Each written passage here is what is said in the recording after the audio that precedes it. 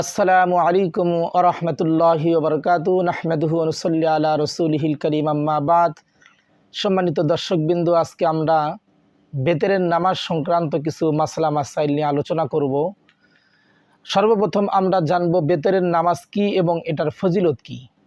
বেতেরের নামাজ ওয়াজিব, যা আদায় করলে লাল উট সদকা করা পরিমাণ সওয়াব আল্লাহ তাআলা দান করেন। হাদিস শরীফে বর্ণিত আছে, রাসূল করিম সাল্লাল্লাহু আলাইহি ওয়াসাল্লাম ইরশাদ করেন, আল্লাহ তাআলা তোমাদের জন্য আরও একটি নামাজ বৃদ্ধি করে দিয়েছেন, যা আদায় করা লাল উটের চেয়েও উত্তম। আর তা হলো বেতের নামাজ। এশার পর থেকে সুবহে সাদিকের পূর্ব পর্যন্ত সময়ে বেতের নামাজ আদায় করার সময় নির্ধারণ করে দিয়েছেন। বেতের নামাজের হুকুম কি? বেতের নামাজ ওয়াজিব। ওয়াজিবের মর্যাদা ফরজের কাছাকাছি। ছেড়ে দেওয়া মহাপাপ। কখনো ছুটে গেলে সুযোগ পাওয়ার সাথে সাথেই তা কাজা পড়ে নেবে। বেতের নামাজ কয় রাকাত এবং তা আদায় করার তরিকা কি? বেতেরের নামাজ 3 রাকাত। 3 রাকাত ওয়াজিব নামাজের নিয়ত করবে। সূরা কিরাত মিলিয়ে 2 রাকাত পড়ে বসে আত্তাহিয়াতু পড়বে এবং সাথে সাথে দাঁড়িয়ে যাবে, দরুদ শরীফ পড়বে না। এরপর সূরা ফাতিহা পড়ে তার সাথে সূরা মিলাবে এবং আল্লাহু আকবার বলে কাঁধ পর্যন্ত হাত তুলে পুনরায় হাত বাঁধবে। এরপর দোয়ায়ে কুনুত পড়ে রুকু করবে। 3য় রাকাতে বসে আত্তাহিয়াতু, দরুদ শরীফ এবং দোয়ায়ে মাসুরা পড়ে সালাম ফিরাবে। বেতের নামাজের প্রত্যেক রাকাতে সূরা মিলানো জরুরি কিনা?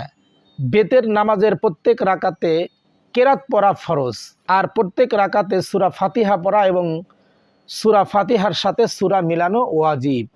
বেতের নামাজের 3য় রাকাতে দোয়ায়ে কুনুতের পূর্বে তাকবীর বলা বা হাত উঠানোর হুকুম কি?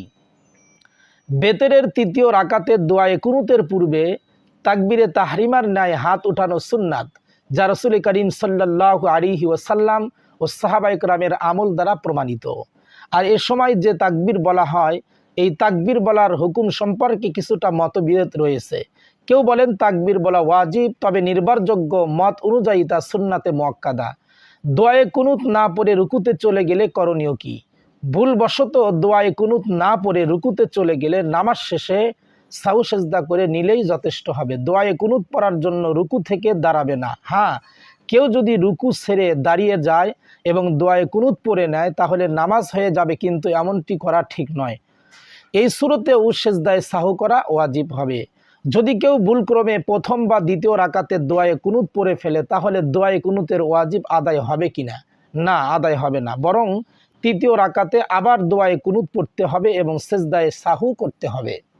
কোনো ব্যক্তি যদি দোয়ায়ে কুনুত পড়তে না পারে তাহলে সে বেতের নামাজে দোয়ায়ে কুনুতের স্থলে কি পড়বে? দোয়ায়ে কুনুত পড়তে না পারলে কোরআন শরীফে বর্ণিত কোনো দোয়া পড়বে, যেমন রব্বানা আতিনা ফিদ দুনিয়া হাসানাহ ওয়া ফিল আখিরাতি হাসানাতাও ওয়া কিনা আযাবান নার। অবশ্য দ্রুত দোয়ায়ে কুনুত শিখে নিবে। রমজান মাসে বেতেরের নামাজ তারাবির পর জামাতে পড়া উত্তম না তাহাজ্জুদের সময় বেতের পড়া উত্তম? রমজান মাসে বেতেরের নামাজ তারাবির পর জামাতে পড়া উত্তম। রমজান মাসে কোনো ব্যক্তি যদি একা একা বেতের পড়ে তাহলে কেরাত জোরে পড়বে না আস্তে পড়বে? রমজান মাসে একা একা বেতের নামাজ পড়লে কেরাত আস্তে পড়াও জায়েজ আছে, জোরে পড়াও জায়েজ আছে। আর জামাতে পড়লে অবশ্যই কেরাত জেহরি তথা জোরে পড়তে হবে। বেতের নামাজ রমজান ছাড়া অন্য মাসে জামাতে পড়া যাবে কিনা? রমজান মাসে বেতের নামাজ জামাতে পড়া উত্তম, তবে একা একা পড়াও যাবে। রমজান মাস ব্যতীত অন্য মাসে বেতের নামাজ জামাতের সাথে পড়া মাকরুহে তাহরিমি। কোনো ব্যক্তি যদি রমজান মাসে বেতেরের নামাজে মাসবুক হয় তাহলে সে কিভাবে বাকি নামাজ আদায় করবে? যদি ইমাম শেষ বৈঠকে শরিক হয়, ইমামের শেষ বৈঠকে শরিক হয় তাহলে মাসবুক পূর্ণ 3 রাকাত যথানিয়মেই আদায় করবে। আর যদি 1-2 রাকাত না পায় তাহলে ইমামের সাথে হাত উঠিয়ে তাকবীর বলে দোয়ায়ে কুনুত পড়ে নেবে। এরপর ইমামের সাথে সালাম ফিরানোর পর ছুটে যাওয়া নামাজ আদায় করবে, কিন্তু দ্বিতীয়বার দোয়ায়ে কুনুত পড়বে না। রমজান মাসে কোনো ব্যক্তি যদি তারাবি না পড়ে তাহলে সে ঈশা ও বেতের নামাজ জামাতে পড়তে পারবে কিনা? যারা তারাবি মোটেই পড়ে না বা পড়বে না তারা ঈশার নামাজ জামাতে পড়ে বেতের একা একা পড়বে, জামাতে পড়বে না। বেতের নামাজের নিয়তে ওয়াজিব শব্দ উল্লেখ করা জরুরি কিনা? বেতের নামাজের নিয়তে ওয়াজিব শব্দ উল্লেখ করা জরুরি নয়, তবে উল্লেখ করা ভালো। অবশ্যই নিয়তের মাঝে এ কথা নির্দিষ্ট করা জরুরি যে এই নামাজটি বিতরের নামাজ তথা এভাবে নিয়ত করবে যে আমি বিতরের নামাজ আদায় করছি।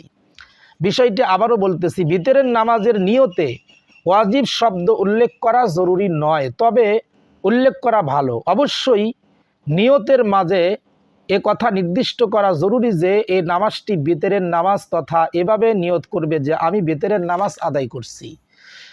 ইমাম সাহেব কুনুত না পড়ে তাকবীর বলে রুকুতে চলে গেছেন, আর মুক্তাদিগণ পিছন থেকে তাকবীর দিয়ে ইমামকে সতর্ক করছেন, যার কারণে ইমাম সাহেব রুকু থেকে উঠে দোয়ায়ে কুনুত পড়ে স্বাভাবিকভাবে নামাজ শেষ করছেন। এতে নামাজ সহি হবে কিনা?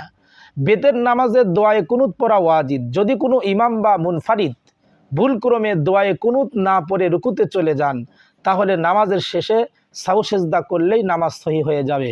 ইমাম সাহেব যদি পরিপূর্ণরূপে রুকুতে চলে যায়, তাহলে মুক্তাদিদের তাকবীর শুনেও তিনি দাঁড়াবেন না, বরং যথানিয়মে নামাজ শেষ করে নামাজের শেষে সাহু সেজদা করবেন।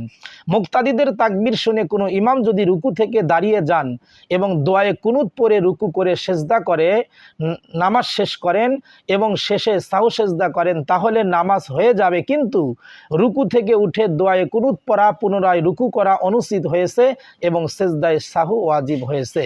সম্মানিত দর্শকবৃন্দ, আজকে আমরা দোয়ায়ে কুনুত বেতেরের নামাজ সংক্রান্ত কিছু মাসলা মাসাইল আলোচনা করলাম। আগামী পর্বে ইনশাল্লাহ সুন্নাত নামাজ প্রসঙ্গে কিছু মাসআলা নিয়ে আমরা আলোচনা করব। আমাদের সাথে থাকার জন্য ধন্যবাদ। আসসালামু আলাইকুম ওয়া রাহমাতুল্লাহি ওয়া বারাকাতুহু।